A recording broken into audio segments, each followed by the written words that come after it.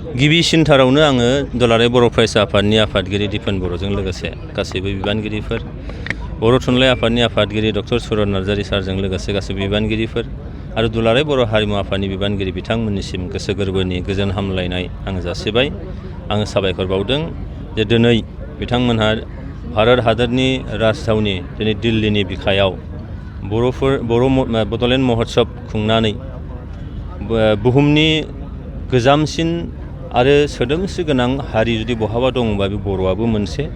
बिनिनो जोंनि हारिमु, जोंनि सोलोंथाइ, जोंनि दोरों गासैखौबो लानानै दिनैहाय बुहुम बिखायाव फोरमायनो थाखाय दिनै जि हाबाफारि लादों बे जोबोद ओंथि गोनां।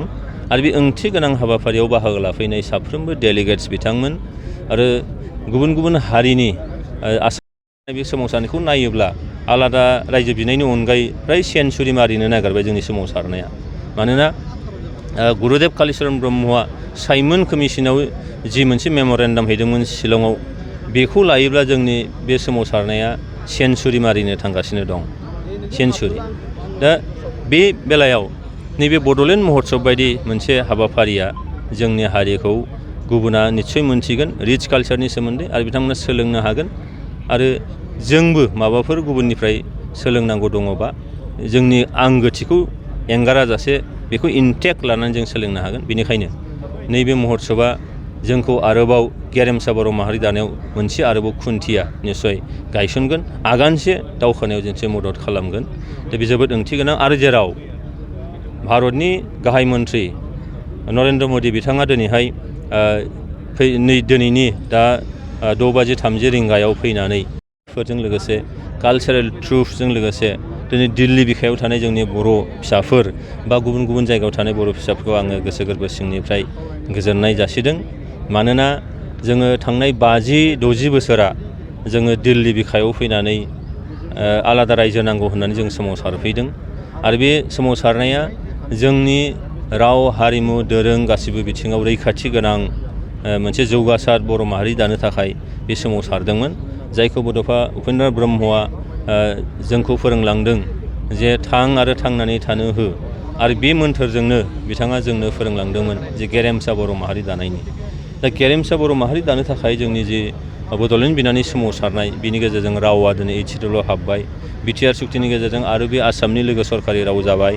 दा बेजों जोङो मोनसे खुन्थिया निस्सय गायबाय जे भारतआव बहाबा जुदि हारि दङब्ला बर'आबो मोनसे। दा नाथाय बेजों लोगो लोगोनो जों सिनायथि होनाय हारिखौ गेरेमसा खालामनायाव जिखिनि जोंनि बिटिआर सुक्ति बिथाङा खालामबाय, बिनि गेजेरजों गोजोन थासारि लाबोबाय।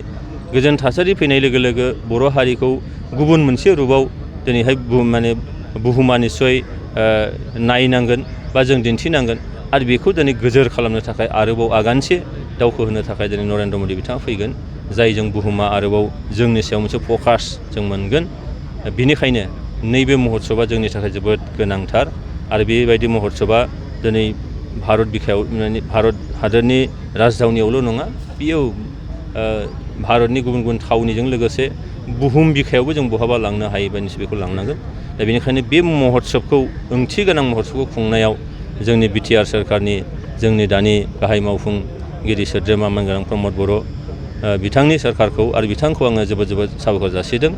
बेबायदि जोबोद ओंथि गोनां, जोबोद गोनांथार आरो जोंनि हारिनि गुबुन गुबुन आफाद माहारि आरो बेक्ति हिसाबै जायफ्रा मदद खालामबाय, बिथांमोननिसिमबो गोरबो इसिंनि आंनि गोसो गोरबोनि गाहाम हामलायनायखौ आं जासिहरबाय।